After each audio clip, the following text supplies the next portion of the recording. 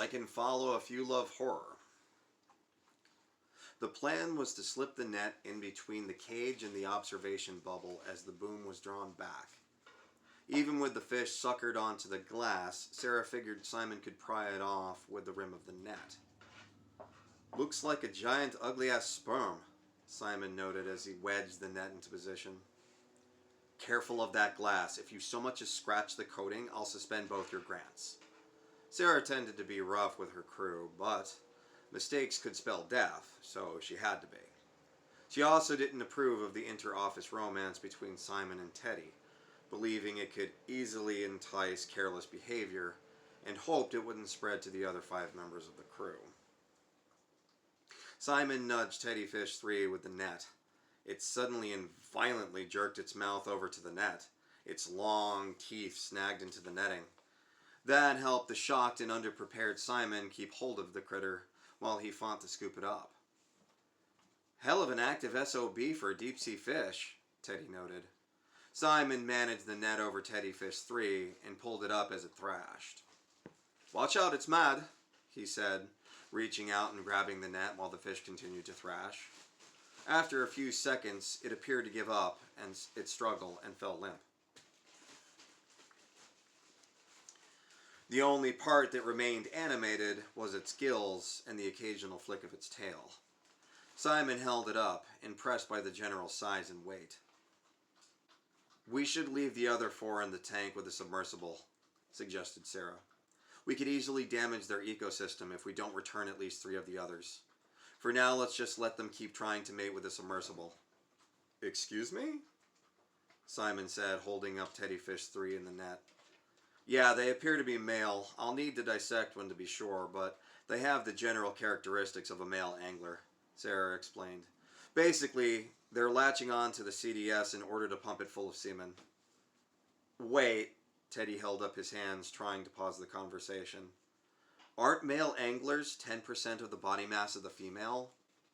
Correct, she replied. The female would be roughly the size of CDS-12. Teddy's smile grew about 3 inches wider as he spun and pumped his fist. You're telling me there's a female out there the size of my sub that is, in all possibility, nearish where I found these guys.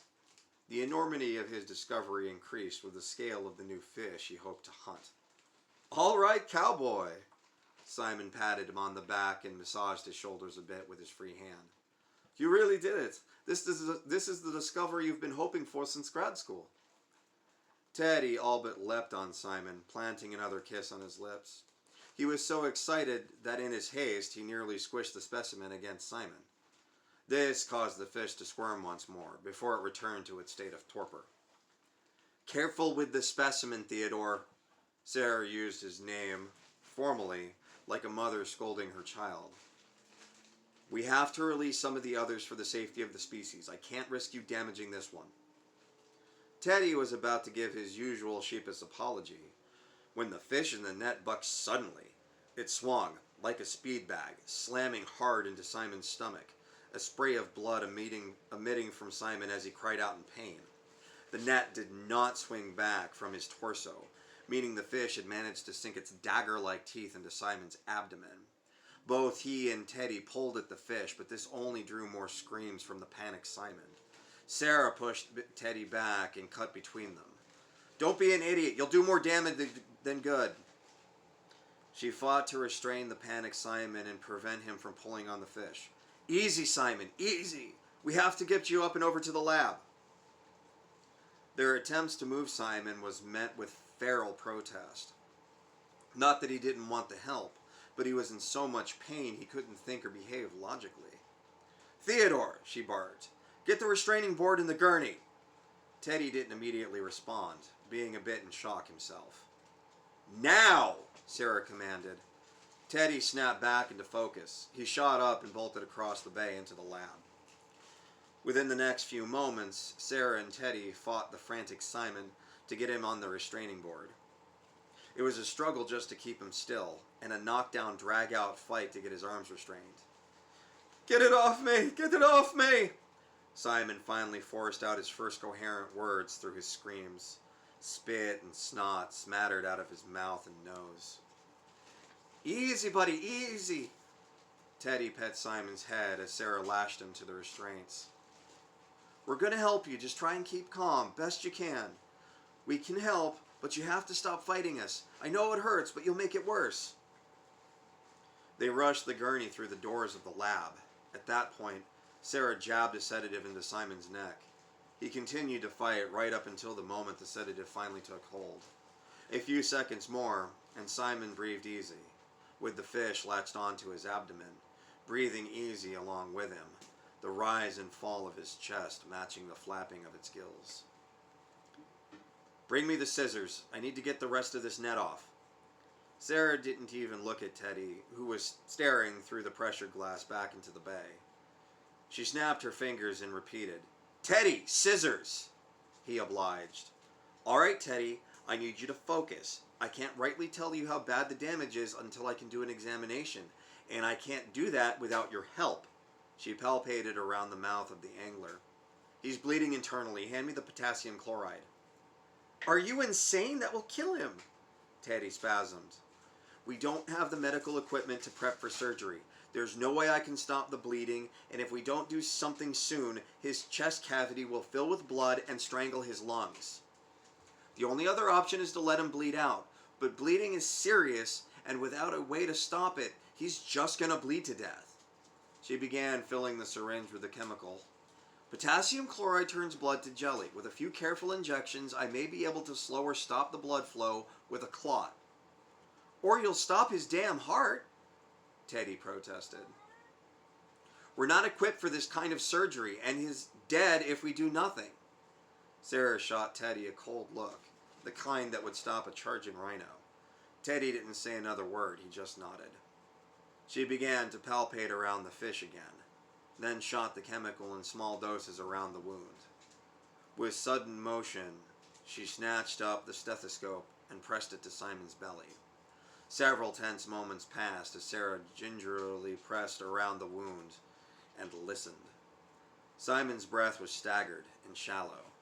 Finally, she sat back, but said nothing. Did it work? Teddy asked hesitantly. We will know in just a few more moments, she said, watching Simon's labored breath. The two just watched. Teddy fearful of what he might see, and Sarah waiting to see if Simon stabilized or died. She knew even if he did stabilize, he might die anyways. At least it would give him a fighting chance for survival. The two stood in tense silence, waiting for what seemed like hours, but was only a few minutes.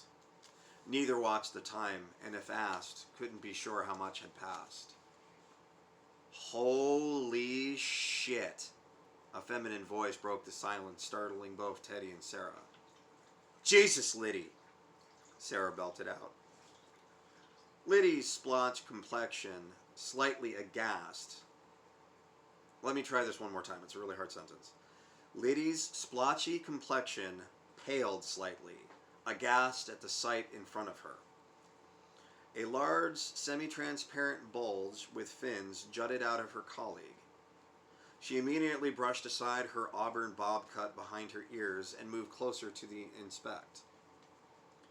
What the fuck happened? She asked, still struggling to process what she was seeing.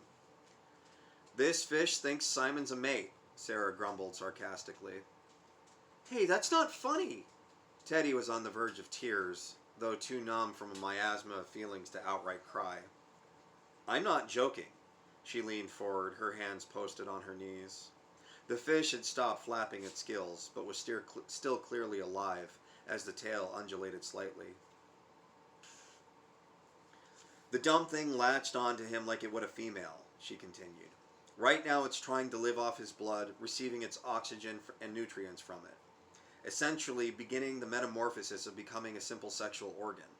That means it will die, cause a massive infection, and in the process kill Simon. Gobsmacked, Liddy shook her head. We have got to get him to the surface. Decompression at this depth takes damn near 4 days, Sarah rejected the idea. Even with a rapid ascension torpedo, We can only do it in under 2.